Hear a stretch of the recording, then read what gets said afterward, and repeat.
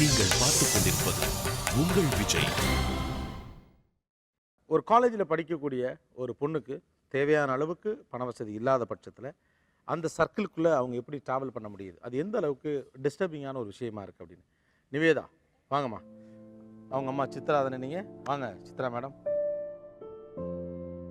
வணக்கம். உட்காருங்கம்மா, உட்காருங்க. நீங்கள் ஒரு பெரிய கல்வி கனவோடு காலேஜுக்குள்ளே புகுந்த பொண்ணு இல்லை நிவேதிதா? என்ன படிக்கணும்னு ஆசை, என்ன படிக்கிறீங்க? எனக்கு மெடிக்கல் போகணுன்னு ஆசை. ஆனால் ஒரு ஃபேமிலி சுச்சுவேஷனால் இன்ஜினியரிங் போக வேண்டிய ஒரு சூழ்நிலை. என்ன ஃபேமிலி சுச்சுவேஷன்னா? என்னோட அம்மா, எங்கள் அம்மாவுக்கு அப்பாவுக்கு டிவோர்ஸ். நான் 10th ஸ்டார்டிங்கில், அதாவது போர்டு எக்ஸாம் நடக்கும்போதே வீட்டில் இந்த ப்ராப்ளம். ஸோ ஸ்டடீஸில் எந்த கான்சன்ட்ரேட் பண்ண முடியாமல் ஏதோ வந்தது.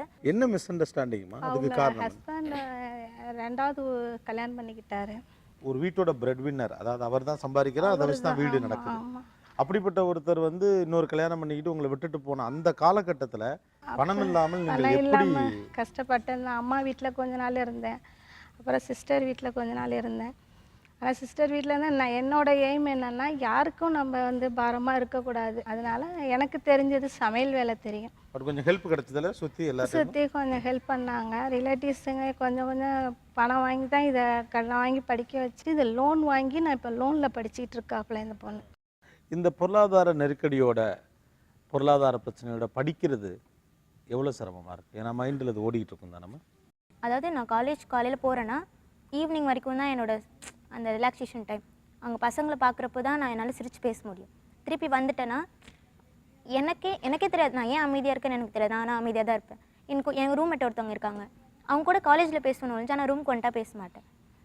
ஏதாவது ஒன்று வீட்டிலேருந்து ஃபோன் வரும், இவங்களுக்கு ஏதாவது ஒரு பிரச்சனை, அப்புறம் காலேஜஸில் அவங்களோட நெருக்கடி நிறையா இருக்கும் போது அது எதுலையுமே கான்சன்ட்ரேட் பண்ண தோணாது. ஏன் இப்படி இருக்கோம், நம்ம ஏன் இருக்கோங்கிற சில நேரத்தில் கேள்வி கூட நமக்குள்ளே, ஏன் நம்ம பிறந்தோம், நம்ம மற்றவங்களுக்கு பாரமாக இருக்கோமோ அப்படிங்கிற கேள்வி கூட எனக்கு நிறைய எதிர வந்திருக்கு. செலவை அம்மா கஷ்டப்பட்டு பணம் கொடுக்குறாங்க, செலவை குறைச்சிக்கிறீங்களா? செலவு எதுவும் அதிகமாக வராது. ரெண்ட்டு கொடுப்போம். காலேஜ் பஸ்லேயே போயிட்டு காலேஜ் பஸ்லேயே வந்துடுவோம். தோணும் பார்த்தா ஏதாவது வாங்கணும்னு தோணும், ஆனால் வாங்க மாட்டோம். அது இருந்துச்சுன்னா அன்றைக்கி ஈவினிங் பால் வாங்கிக்கலாம்.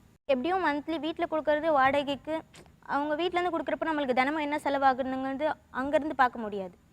அவங்க இவ்வளோ தான் அப்படின்னு சொல்லிட்டு ஒரு 500,000 இது போதும் அப்படி சொல்லி கொடுத்துருவாங்க. அது உங்கள் பாதி மாதத்துக்கு மேலே வராது நம்மளுக்கு.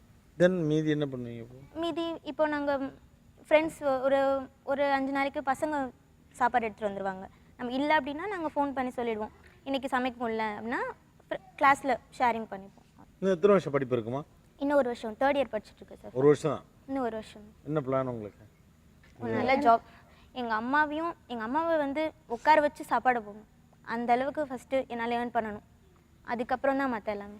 எத்தனை பர்சன்டேஜ் வச்சுருக்கீங்க? இப்போ 85 வச்சுருக்கேன். குட். நீங்கள் இவ்வளோ சிரமப்படுறதுனால உங்கள் பிள்ளை வேறு என்னென்னலாம் சிக்கனம் பண்ணுது? அதிகமாக ட்ரெஸ் எல்லாம் வேணும் அப்படின்லாம் கேட்க மாட்டாப்புல. அதுதான் வேணும் அதுதான் வேணும்லாம் கமல் பண்ணி கேட்க மாட்டாங்க. சின்ன பொண்ணு இன்னும் கொஞ்சம் விவரம் பத்தலை. ஸ்போர்ட்ஸ் எனக்கு ரொம்ப பிடிக்கும், அதை என்னால் கண்டினியூ பண்ண முடியல. எனக்கு கிடைக்காதெல்லாம் என் தங்கச்சி கிடைக்கணும்னு சொல்லிட்டு அவங்கள இங்கே ரஃபேல் ஸ்கூலில் சேர்த்தேன். அவங்கள சுற்றி இருக்கவங்க எங்களோட அதிகமாக இருக்கிறதுனால அவங்களுக்கு அது கிடைக்குதில்ல, நீ ஏன் தரமாட்டேன்னு சொல்லிட்டு வீட்டில் ப்ரெஷர் பண்ணி தான் ஆகணும் அப்படிங்கிறமோ அவங்களுக்கு அந்த மென்டாலிட்டி இன்னும் ஃபிக்ஸ் ஆகலை. Because of media. அது பார்த்தா உடனே அது இருக்குல்ல, எனக்கு இன்றைக்கி வேணும், உடனே ஃபோன் வரும். இந்த மாதிரி பண்ணுறாங்க. அவள் 12th இப்போ டீனேஜ். உடனே உங்களுக்குமே கூட உங்கள் காலேஜில் பொண்ணுங்களாம் புதுசாக ட்ரெஸ் வாங்கி போடுறப்போ அல்லது புதுசாக ஒரு கேட்ஜெட் வாங்கிட்டு வர்றப்போ உங்களுக்கும் ஆசைலாம் வராதா?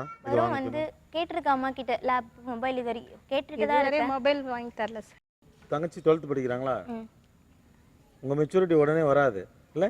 இல்லை, இப்போ வரைக்கும் எனக்கு மெச்சூரிட்டிங்கிறது எப்போ எங்கள் அம்மாவும் அப்பாவும் சண்டை போட்டு நான் பார்த்தேனோ அப்போவே வந்துருச்சு. டிபெண்ட்ஸ் மாதிரி. அதனால அவங்களுக்கு வரல. ஆப்வியஸ்லி கொஞ்சம் டைம் எடுக்கும், அவ்வளோதான்.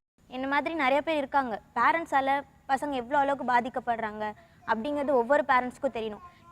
எவ்வளோ பிரச்சனை வந்தாலும் கல்யாணம்னு பண்ணிட்டாங்கன்னா அவங்க ஒய்ஃபை கடைசி வரைக்கும் விடாமல் பார்த்துக்கணும். இல்லைனா நீங்கள் கல்யாணமே பண்ணிக்க தேவையில்லை, இல்லைனா நீங்கள் குழந்தைங்கிற ஒரு அந்த பிளானை நீங்கள் போக தேவையில்லை. ஏன்னா பின்னாடி கஷ்டப்படுறது நாங்கள் தான். இப்போ எனக்கு இது கிடைக்காம போனதெல்லாம் திருப்பி கிடைக்கவும் போகிறது கிடையாது. ஸோ அப்பா கூட இருக்கணும்னு ஆசை. இல்லை இருந்துச்சு, இப்போ எனக்கு அவரை பிடிக்கல. நாங்கள் விட்டு வந்ததுலேருந்து எங்கள் அம்மா மேலே ஆயிரம் கோவம் இருக்கலாம், இது வரைக்கும் என்னை வந்து பார்த்ததில்ல. இன்னொருத்தவங்க தேடி போகிறப்ப நான் இவ்வளோ அளவுக்கு இருக்கேன் அப்படின்னு அவர் தெரிஞ்சுக்கணும், அவ்வளோதான். எனக்கு எங்கள் அப்பா பிடிக்காது, எங்கள் அம்மா தான். ஆனால் தோணும், அப்பான்னு கூப்பிட்டது கிடையாது இது வரைக்கும். அதனால என் ஃப்ரெண்ட்ஸோட அப்பால அப்பா கூப்பிட்டு. பட் நீங்கள் சந்தோஷப்படுங்க, ரொம்ப துணிச்சலான பொண்ணு இல்லை? Will do it. Yeah, I do it. Super. I'm so happy for you.